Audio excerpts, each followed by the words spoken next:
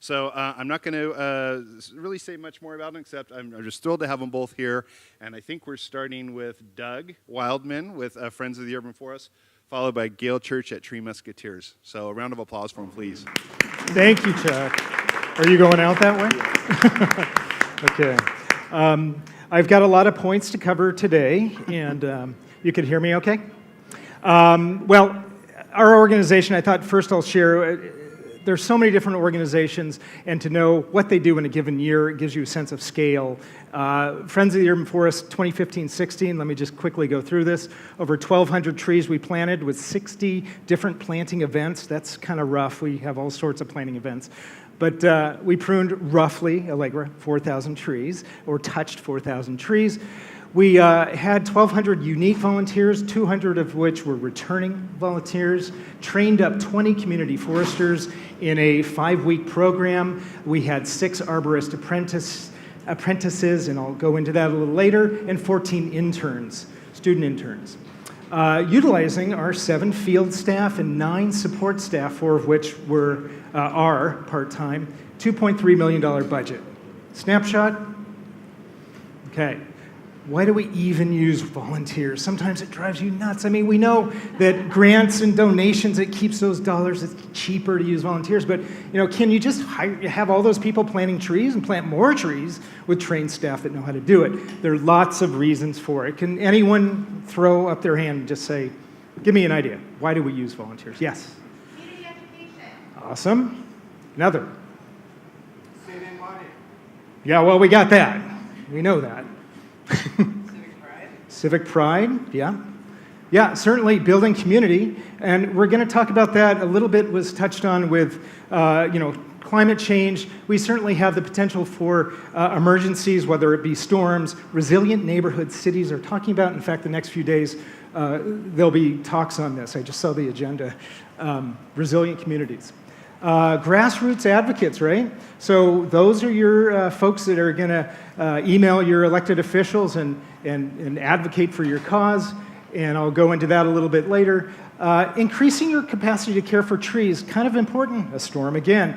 You might get a neighbor calling, say, hey, a couple of trees are down, they need some stakes or the tie's off, or they might do it themselves and come by and pick up a stake pounder and help us improve the urban forest. So storm damage awareness.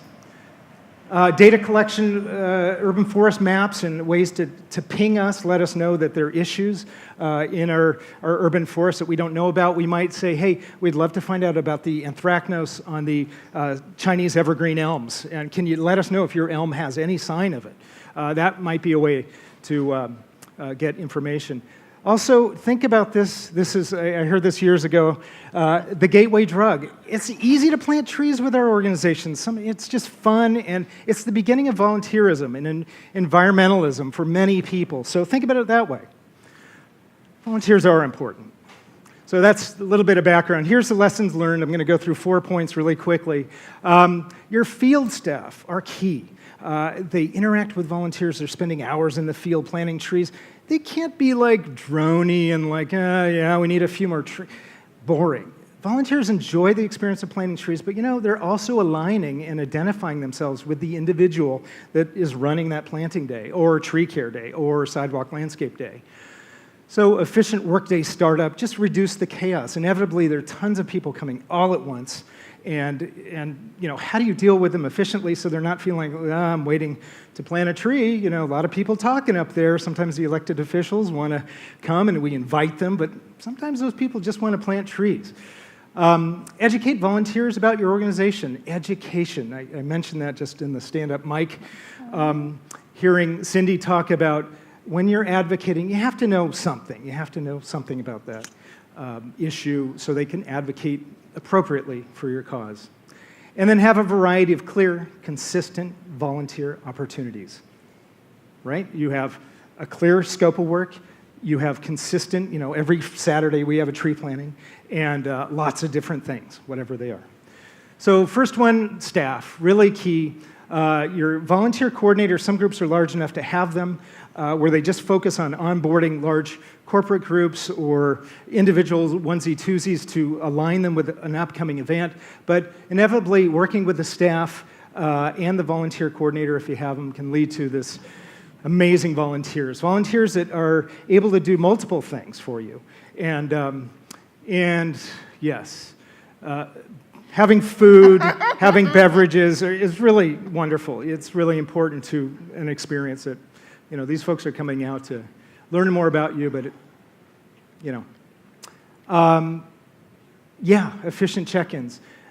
You want that volunteer to have, I love this shot, an easy experience. They know where to go when they arrive at this random address in a neighborhood they haven't been maybe before. They sign in on a simple, that's their waiver, right? You have them sign in the photo waiver and, harm and legal stuff. You acknowledge that they're in a certain group. You let them know what planting group they're in to balance out your volunteer load. And while we're getting everything together, the neighbors have signed in and the outside volunteers have signed in. We also, have coffee, and thanks to Pete's, they have donated coffee, so our staff go out and get a couple of Joes to go. This is simple. They sign in. They know they can identify each other in a crowd. They have a name tag and a green bear. All green bears are with this planting leader. Raise your hand, and it has early alignment. They know what they're doing and the scope for the day. It could be tree planting or tree care with Allegra. They know what's going on.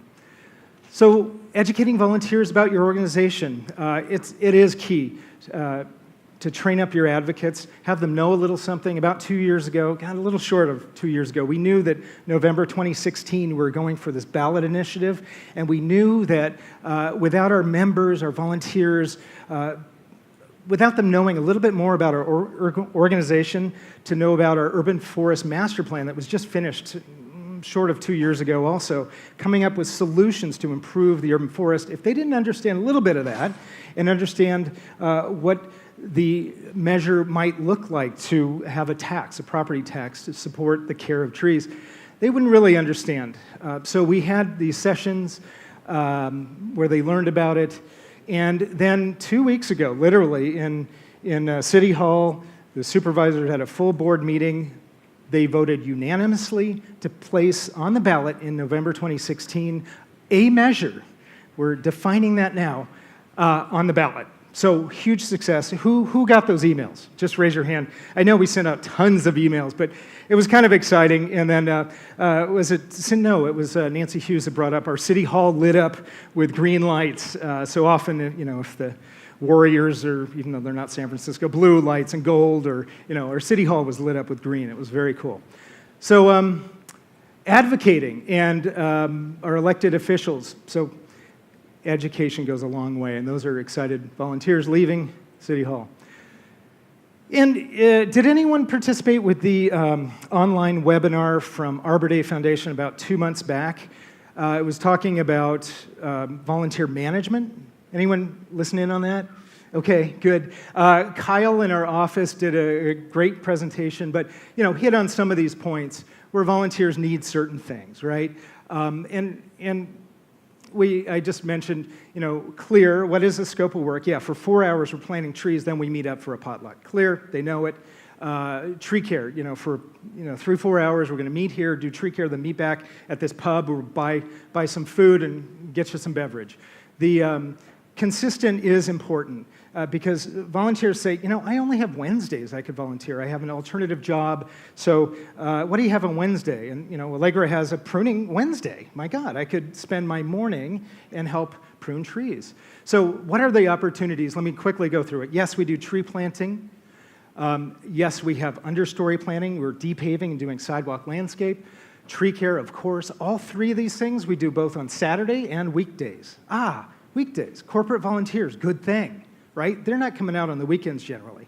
So also I said alternate schedules. Folks don't always work Monday through Friday. So tapping into that resource and using them. Now, this guy's looking forward to pruning his 5-year-old tree. Anyone recognize him? No? Really? Nick Crawford. He's on the ISA. Yeah, you're looking up. Community engagement. There's so many ways, and someone mentioned they do tree tours. I know Canopy and other groups do.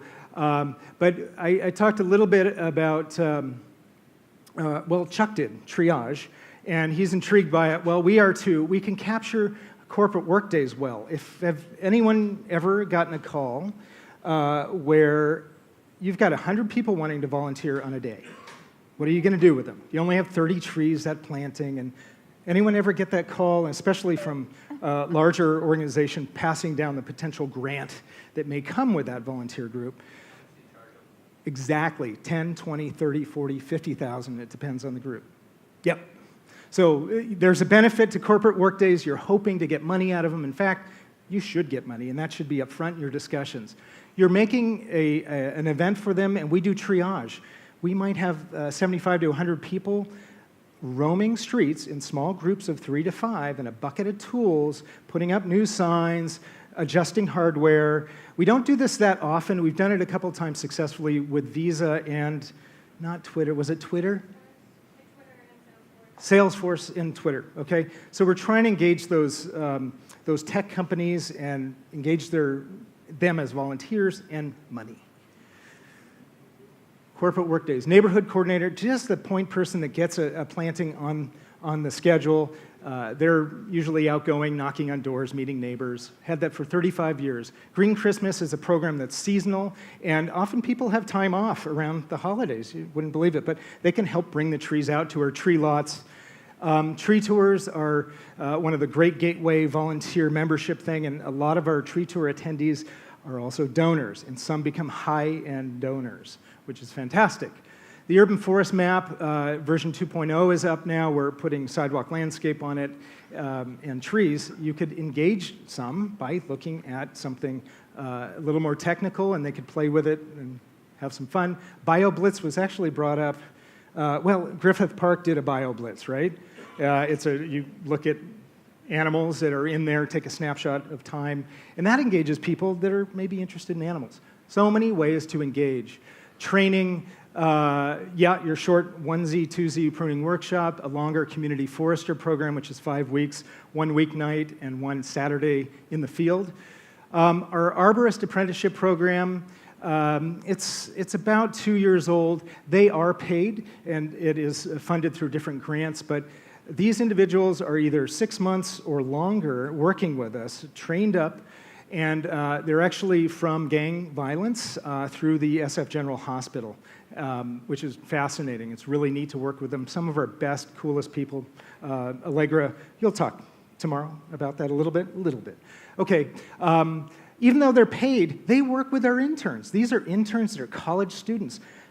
Here's this local guy that may have been caught up in the wrong stuff, but he knows it much more than they know it. So they're training our students, our college students. Really cool. Inclusivity. Clearly, there are a lot of people of different skills. If they're mentally or physically challenged, don't forget them. We have some folks with the ARC program in San Francisco that these adults are able to do plenty of things. Put up a cross brace, take one down, retie the tree, put labels on, and the satisfaction with staff and them is really high. Oop, getting emotional. You always need office assistants, right? This guy, Albert, is a great example of, how's my time? I don't know. No one. A great example where we brought him in to do something. He came to the office, and I said, we need cross braces cut, those wooden pieces of plywood. After one pass, he was shaking. That was not something to do. I said, Albert, why don't we, let's train him up.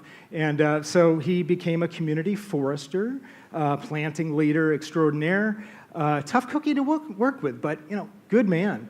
We found out he was like a CFO of some major corporation. He is now on our finance and operations committee, able to look at our budget, our monthly budget, and find things wrong right away. Just boom, boom. What's that anomaly? Oh, shoot. God, we didn't, embarrassing as hell. But he's looking at it actually before the board looks at it. This is a finance committee, so isn't that a great thing?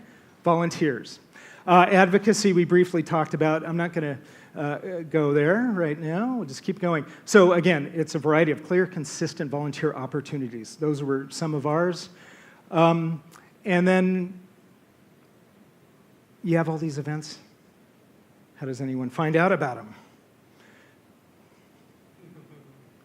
Calendars online. your website. Make sure it's workable. You can see all the events lined up. Go to our website, and there's August right there. We got a tree tour with Peter Ehrlich on the 14th in the Presidio. Anyway, these are them. That website's always there. We send out a monthly Urban Forester newsletter. That goes to over 17,000 people, that newsletter. It's electronic. We're saving all sorts of money. We do print some to send to maybe funders and others.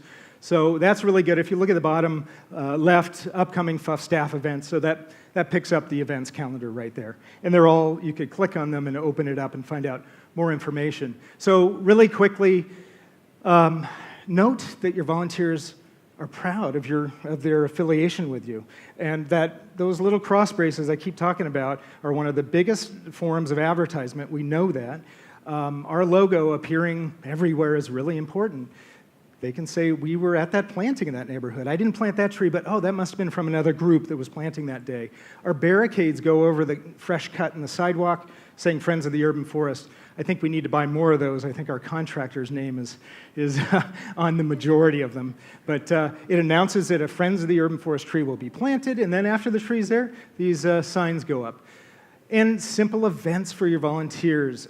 These are, the simple ABCs, and I know Gail will be talking about some of these, but, end of the year party has been classic at our executive director's home.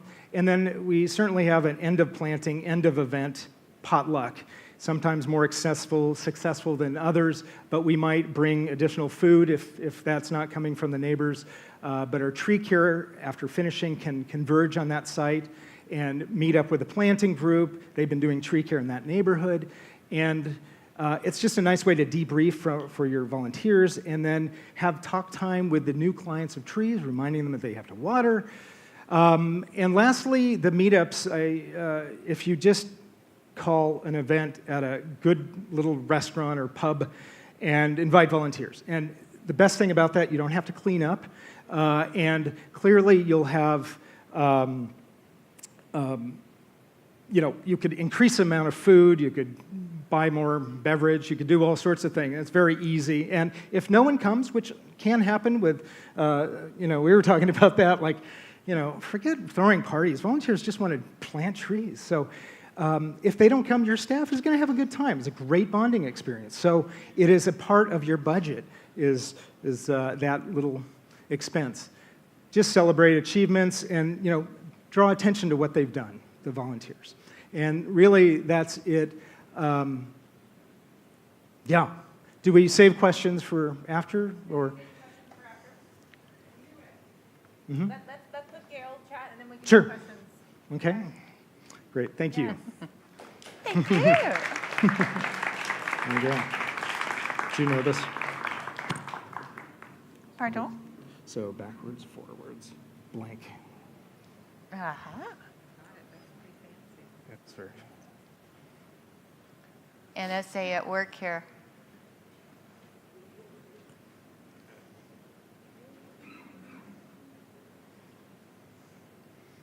Not much interaction. Well, hi, everybody.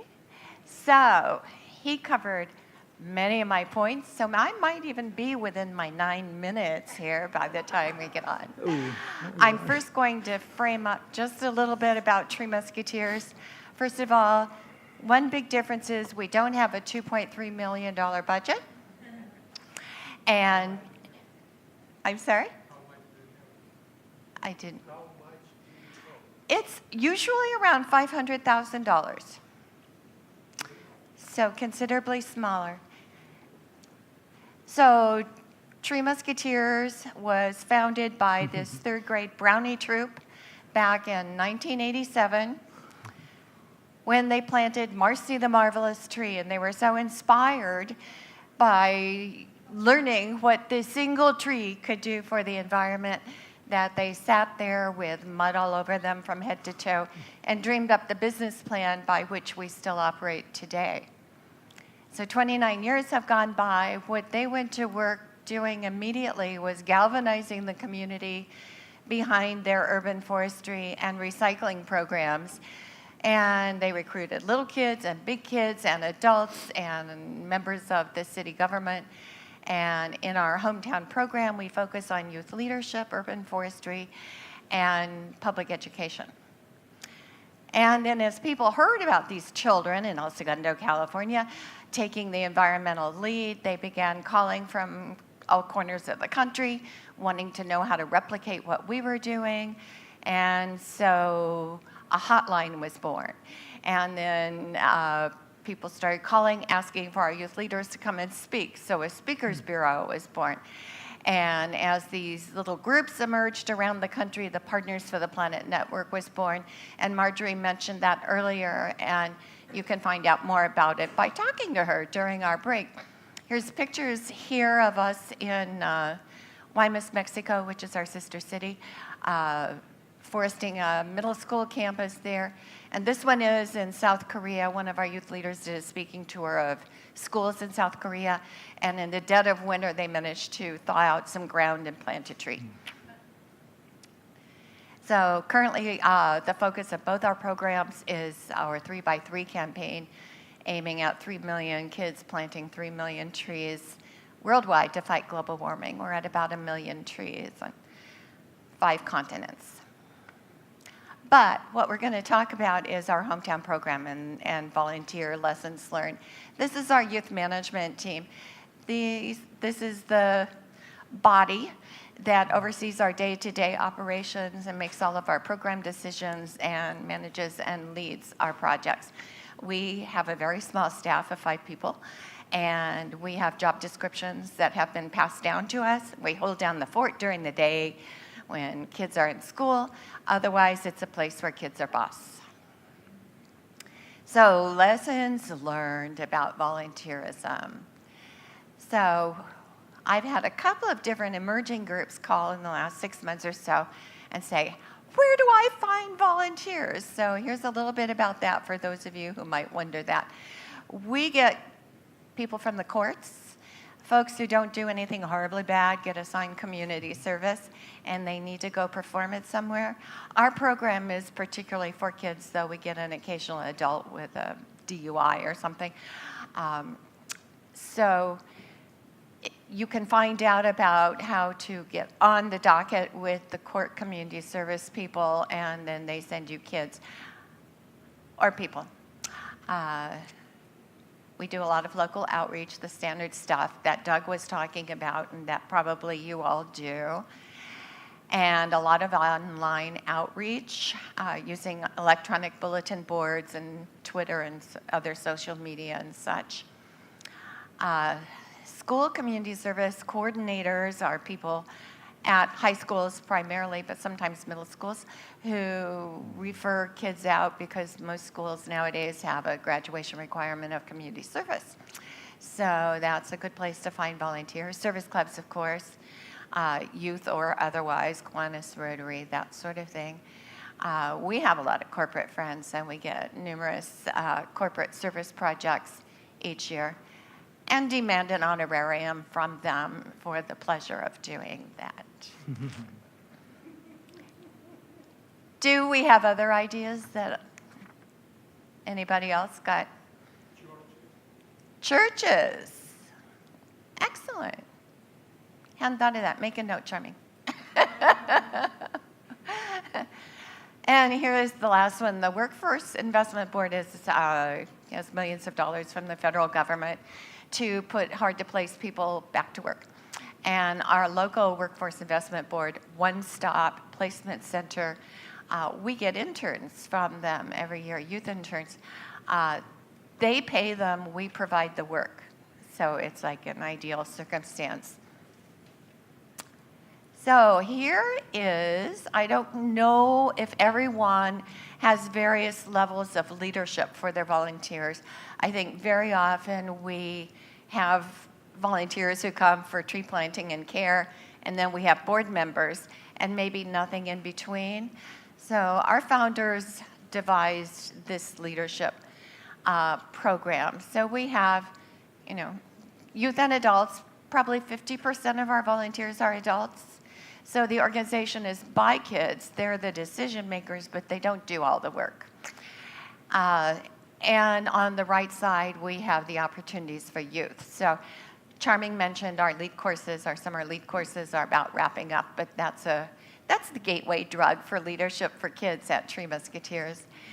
We have planting supervisors. Our 2 million trees worldwide that have been planted have all been, the planting has been supervised by a trained youth leader. So they become our tree team. We have a youth management team, so folks, kids who do well, are responsible, have leadership potential that come through our leadership courses can be invited to serve on our youth management team. And they meet weekly and make all the program decisions, as I mentioned before. And youth managers who truly get the business of running a nonprofit can be elected to our board of directors, where they serve with full authority alongside adults on our board. The other side is for adults. We have an adult partner team, and these are people who are trained about the adult role in youth-led programs. It's not natural for us adults to give up control to kids. And how to support them without taking away their power is a challenge. And so, yes, we have to be trained on how to do that. And so we have an adult partner, so whenever a youth sets out to, whether it's supervise a planting or manage a project, they have an adult partner to help ensure that they achieve success. We have an Arbor Day task force. Arbor Day is a big deal in El Segundo. And so every year we seat about 12 community leaders as our task force. It's a 3-month project, January to March.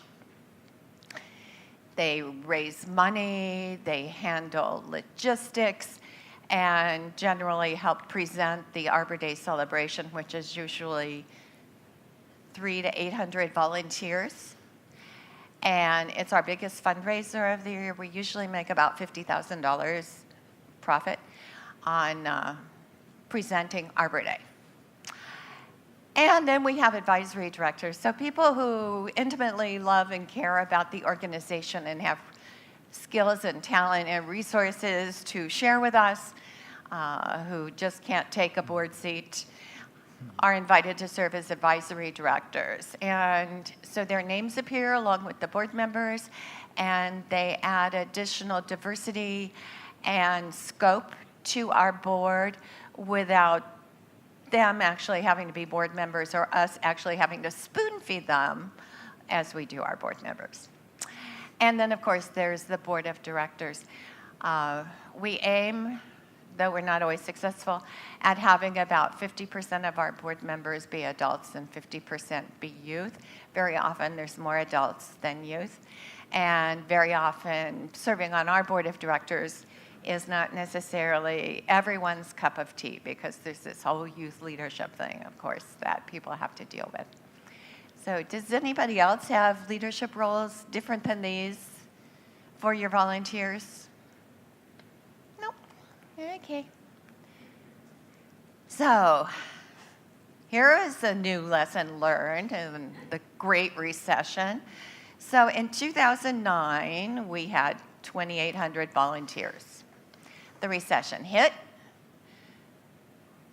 It went down to less than half. Who knew? One would think if people didn't have money to donate, they'd share their time. Or if they were unemployed, they'd come out and volunteer. Not happening. Look at this. Look at this. 740 in 2012. So we're climbing back. Slowly. And so I think it's like the last thing to come back into people's budgets after the recession is their charitable donations. And it's looking to me like volunteering is pretty slow to come back to. But Charming's working on it.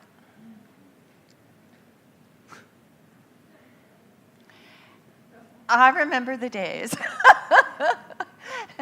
when courts would send people over to us, or a classroom would call up and say we want to volunteer, and we went like that. Oh, what are we going to do with them?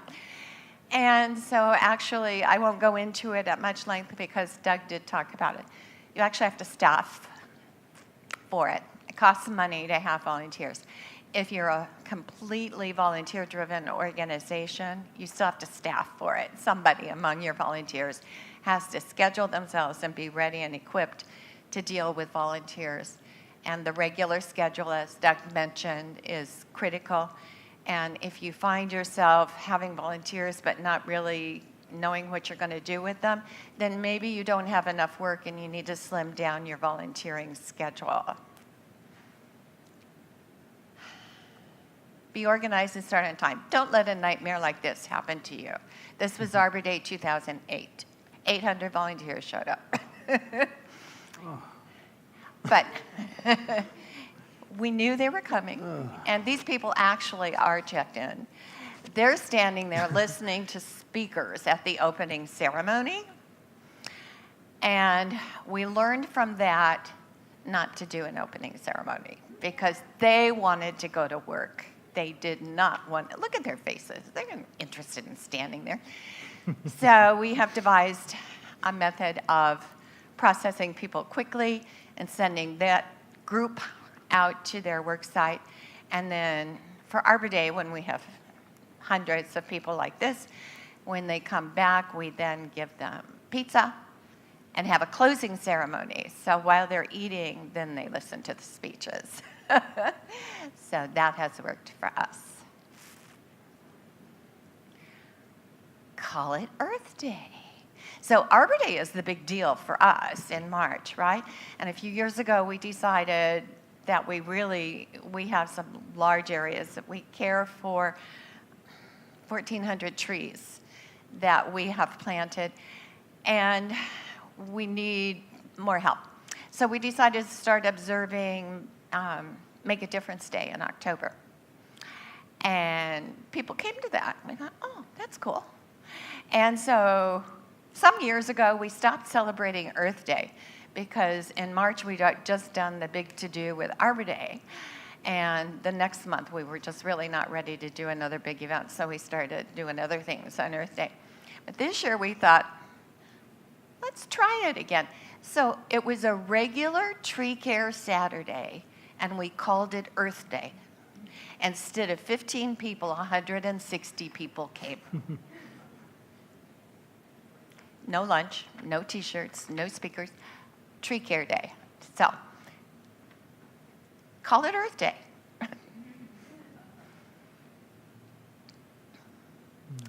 All right, people who know me, you have to account for your volunteer hours.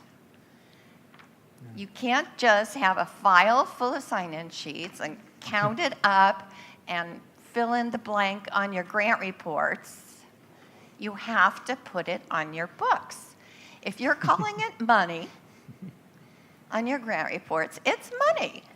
And you have to account for it exactly the same way. And I preach to people about this all the time, as you all know. So I have brought a handout here, so I won't dwell on the subject anymore.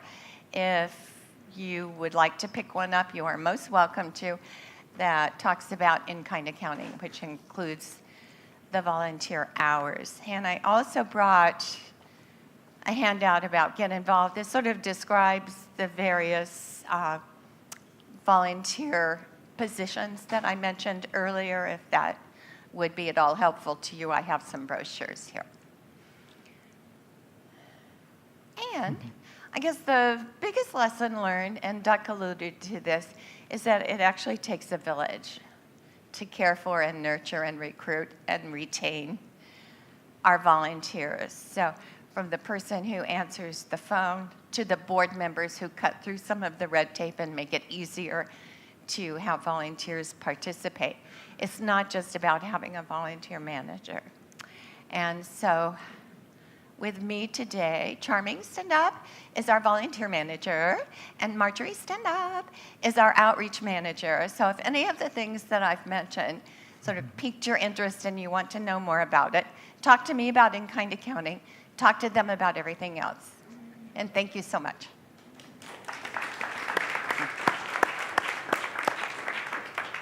Yay. Did I do 9 minutes? I'm not sure. Is this on? Hi, it's Amelia again. for the sake of time, we may have some questions for them, but as Gail mentioned, both of them are going to be here for the next couple days, so if you have any direct questions about that. But we all know that volunteerism is kind of the magic behind our projects, and it can be the source of frustration or the source of euphoria for a successful project. So one challenge I have for us as nonprofits is to talk about volunteerism as part of our conversations. When you ask about, you meet a group, you don't know what they do, ask how they use volunteers and how they manage them or how they show appreciation to their volunteers, because we can learn from each other. And I just wanted to bring up a lesson that we learned at California Relief. We had some of our Proposition 40 grants, actually all of them were audited this past year. And we do multiple pass-through grants. We have boxes of files, and we had everything but volunteer sign-in sheets from our sub-grantees. So groups like you who are submitting their invoices and requests for reimbursement, we're not always asking for the sign-in sheets and how they created their in-kind donations or volunteer hours. So, did you want to say something about that, John? Yeah, we saw a theme in that in auditing both Proposition 84 and Proposition 40, and it was across departments. It wasn't just CAL FIRE.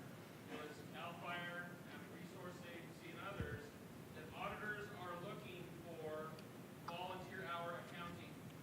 Can you say that last sentence so it gets on our tape? Auditors are looking for Proposition 40 and Proposition 84 volunteer hour accounting. Handouts. And there have been a number of audit findings about unsubstantiated in-kind matching, as well as unsubstantiated timesheets for actual hours worked. So be really careful that you're accounting well, or you might have to pay grant funds back. Yes, a photo doesn't do it. And who's to say in our new grants, it will probably at the time that those are audited. So our new greenhouse gas emissions we're being very careful about making sure we request from our sub-grantees documentation for volunteer hours. Sign-in sheets that shows them that that amount of time that they were there, who was there, and their signature. And if you have a training session, same thing. If you teach a pruning class or whatever, a sign-in sheet, how long they were there, and that they were physically there, they sign it. Do that same thing for board meetings?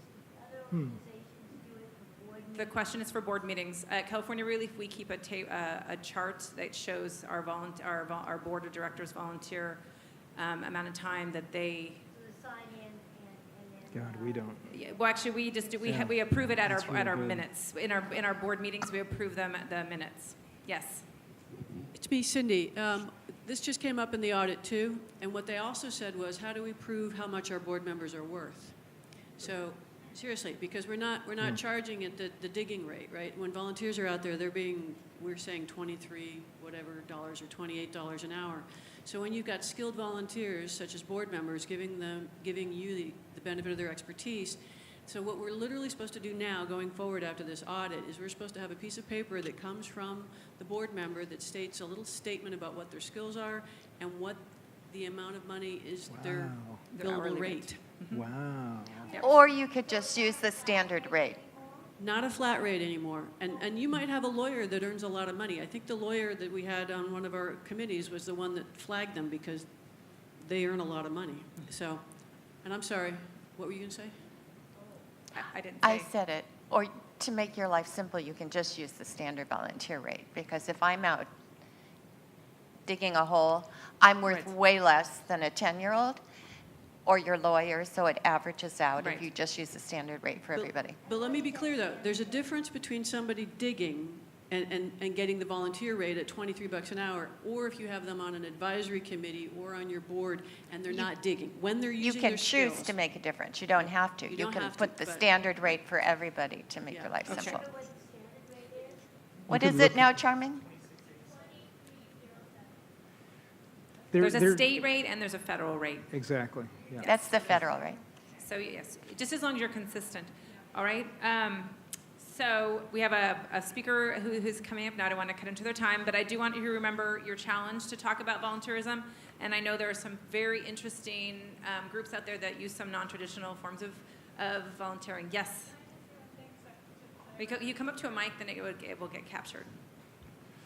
I know it's just a small thing, but I would not be doing myself a favor for my diversity talk tomorrow. But Doug mentioned that you need to have people persons as your staff, and that doesn't necessarily mean outgoing, extroverted people. You can have people who like hanging out with other people who are introverted, who stand off to the side and stand with that group of 3 volunteers who really don't like to be in the center of attention, but really like to have that community. So it's really important that you have a diversity of staff who are people persons. So, yes. Thank you, Allegra. Okay. Thank you. Thank you to Thank you. Thank you. Thank you.